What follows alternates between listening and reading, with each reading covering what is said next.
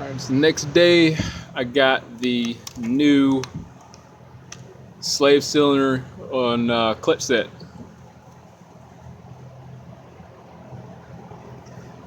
Here's the new slave cylinder. It's off Rock Auto. It's an Exity. I have a this was I want to say it was a little bit less than 300. It was a lot better than $700 in the part store. You can see it's made of plastic.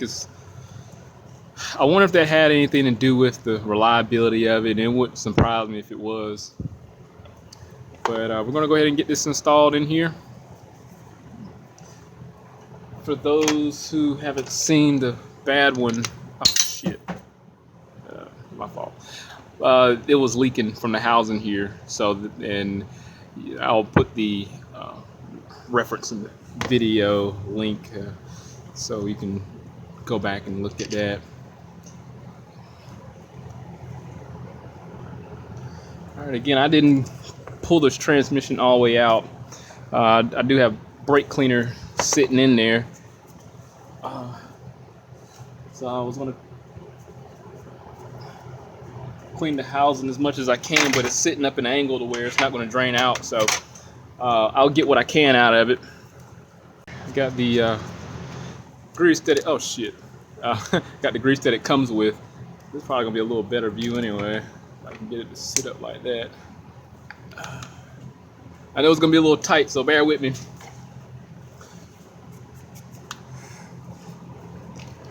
I mean, it's kind of pointless to grease the shaft, but I'm gonna put it on there anyway. I mean, it already had a little bit of grease on the slave cylinder.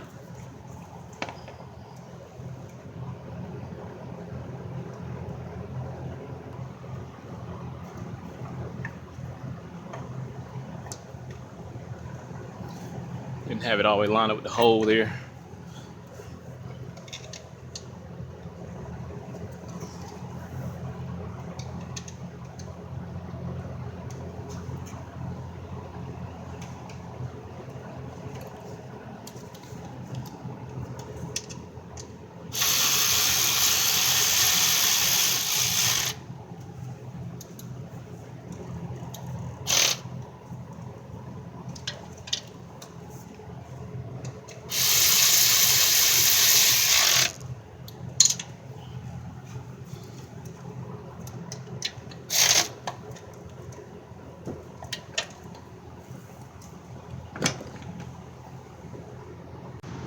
Work on getting the clutch out. They look like 13mm bolts. They're actually 12. So I don't think it's gonna be strong enough. Try it anyway. Oh, actually, it will.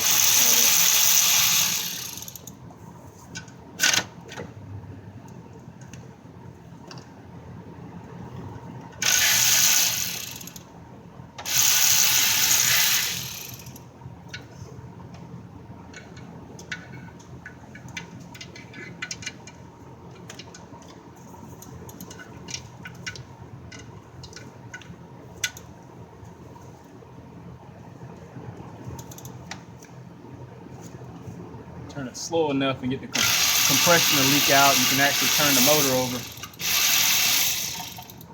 Good thing about this motor,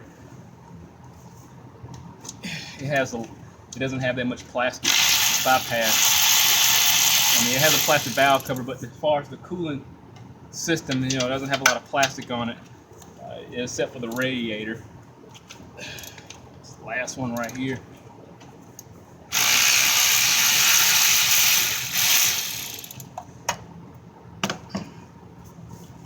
Let's get this out of there.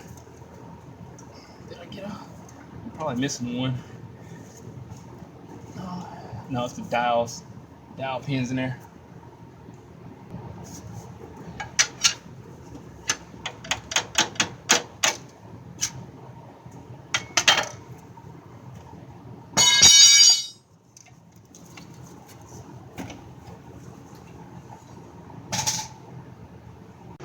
Here are both of the clutches. This is the old one. You can see where the fluid has been getting inside the bell housing and within the clutch here. spreading out. So see disc. I mean, the old one isn't really that bad. I mean, yeah, it needs to be replaced. I mean, you know, while it's out, but you know, it could have been left in there. You know, I don't see how this couldn't have gone another 100,000 miles. Not bad at all. We got a pressure plate. Like I said, it's nothing special. I mean, the difference with the sprung disc is it's going to have springs in here, and I can understand that costing more than a unsprung. It's crazy.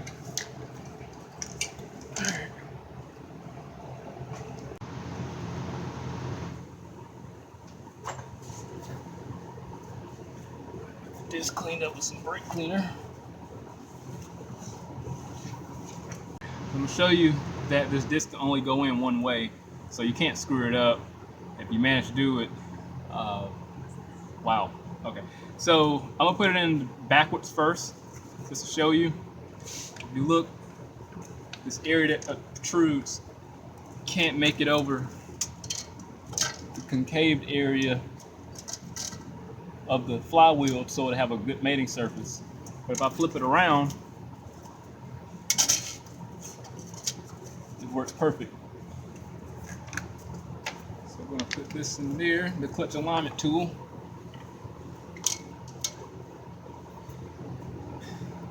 Camera had failed over. Alright, we're going to keep rotating it till we get a position we need.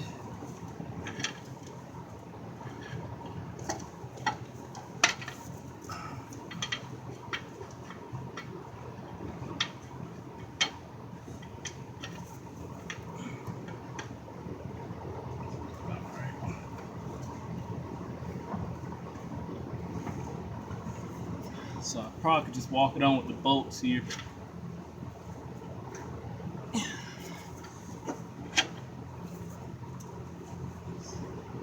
Either that or tap it in with the hammer so the dials will line up. But I'm gonna try to walk it on with the bolts instead. I got one in there.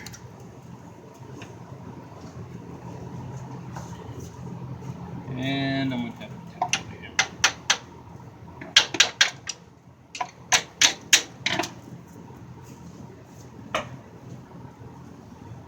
Just a couple love taps.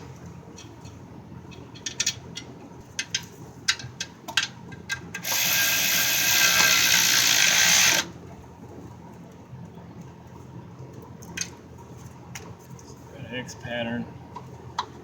Alignment tool goes in smooth.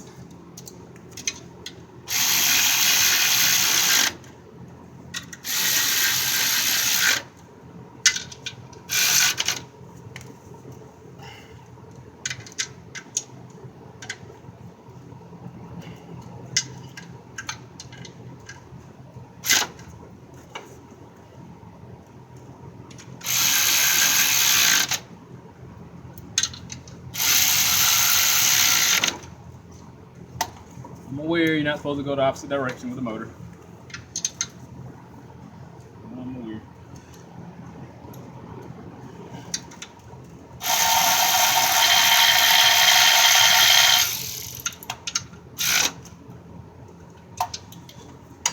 So we're gonna lock the motor up and torque all of them down.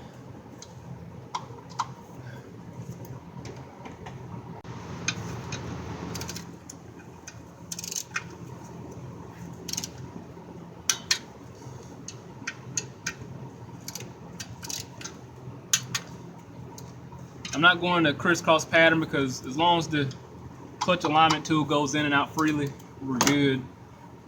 I'm just going to go over it once and then go back over, make sure everything's evenly torqued, and we're good. So just basically, I mean, each is on. I'm going over it twice, and that's what's going to be me reassuring my torque is accurate.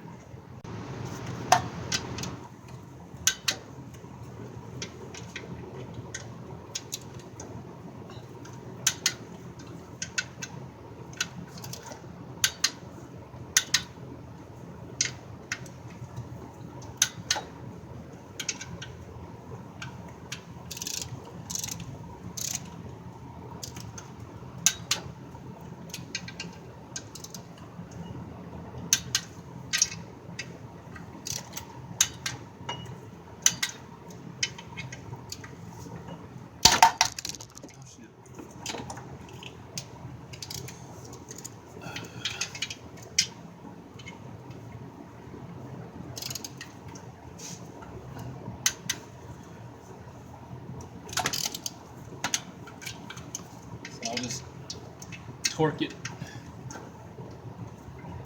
Use the levers to be able to pull the motor right direction.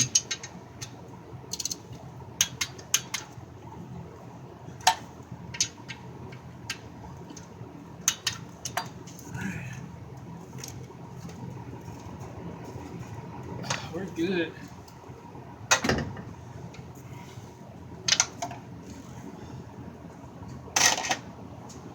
So once this is removed, we can get the gear roll in there. And it's supposed to be leveled. The car is jacked up in the front, so I'll put about a quart and a half in there, and once I get it leveled, I'll check it. I probably can, I mean, I had to buy 2 quarts anyway. You can probably overfill it, and once you just put like a drain at the bottom of it and leave the drain plug out and let it balance out or level out itself. So it's another option.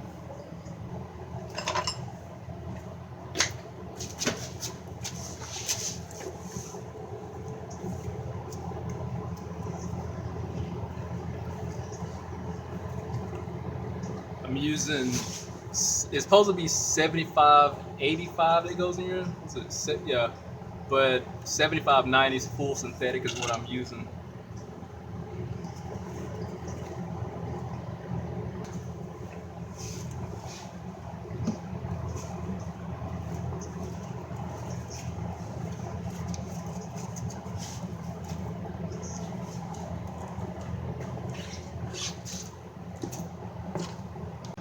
Got the car leveled, my second quart here.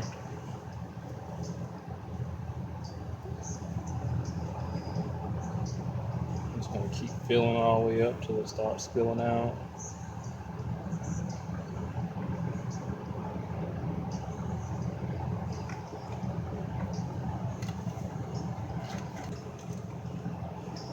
Like 2 quarts really just got it right there at the fill line. I can see it leveled off. Back. When I pulled the fluid out, I mean, this car got 100-something thousand on it. It looked really good.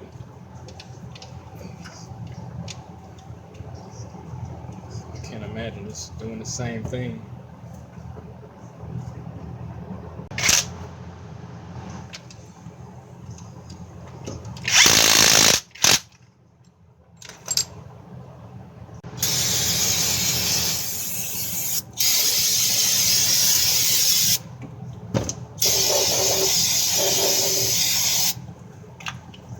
Entering the final stages of getting this clutch done. I just got to bleed the system. Currently doing that now. Everything's working perfectly fine.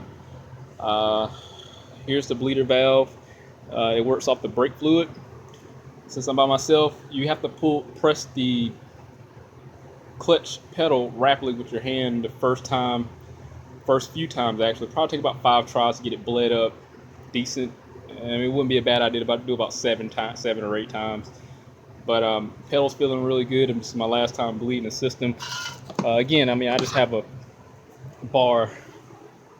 You just have to be proud up against the seat, pushing the pedal down, and we're just gonna crack this line. It's cracked, but yep, it just fell. So it's cool. I mean, as long as it's pushing the air out, it can fall all day because that pedal's not coming back up, because the pressure is what allows the pedal to come back. Cool. Alright, we'll go ahead and get this battery jumped off and start this car up. For a comparison from the first video, the pedal just went straight to the floor. Now it comes right back on its own. So we got really good pedal pressure now. The other video, now if your car doesn't start and the pedal's all the way to the floor, unlike older cars, the neutral safety switch isn't on the pedal assembly, it's on the transmission. So your car is not going to start up unless you bypass one of these sensors here. And just in case you didn't look at the old video, one's here, that's one sensor, and then the other one is under the battery tray. So those are 2 sensors. One of them going to be reversed, one of them going to be the neutral safety. If you don't know, I mean, you could obviously just pull one, put the car in reverse, and see if it reacts to reverse. If it doesn't, but when you plug it up, it does, it's obvious. It's going to be the reverse switch that you unplug, so it's going to be the opposite one. So first thing, this car's not starting. I gotta diagnose and figure out why the car's not starting. The jump box should be fine. The thing is, the lights are not coming on. My first assumption: normally when cars don't start, they stall. Customers generally try to jump the car off. So when customers try to jump the car off, they don't know shit about cars. They hook the cables up wrong, blow fuses.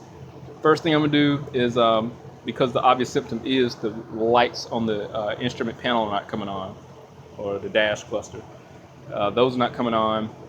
It's in the on mode, so there's really no signs of life there. So I'm gonna check the fuses, and I'll just let you know what it is. All right, I'm found it already. It didn't take that long. Again, I mean, they normally will jump the car off and blow some shit up. So look at this. If I can get this out of there, I gotta pick somewhere.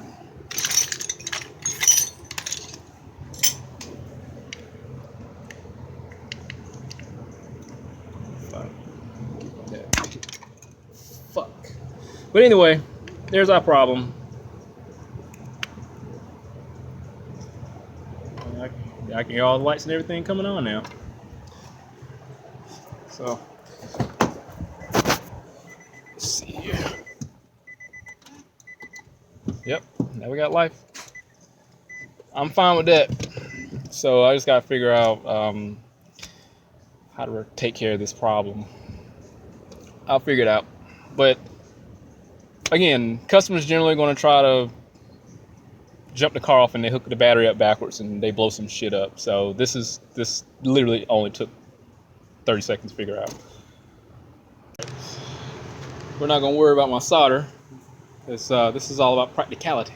It works. I got everything bridged back up. So we're going to go ahead and get it started and test the clutch out. Go on our first test drive.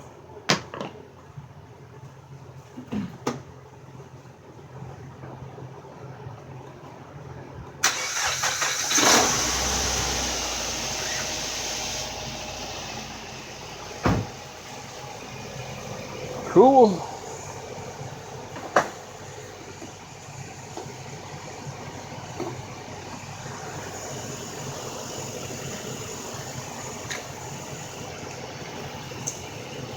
I know why. Some of it didn't want to stick. Probably I put some of that dielectric grease on. But yeah, people hook the batteries up backwards. This happens. I want to say obvious giveaway is no lights on the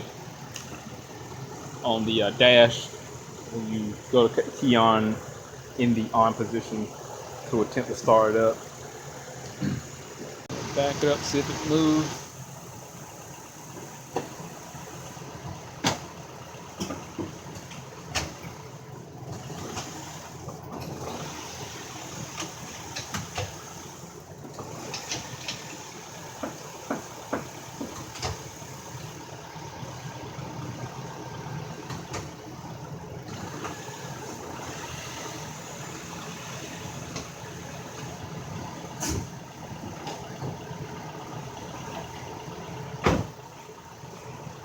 I didn't know this thing went in reverse like a Volkswagen.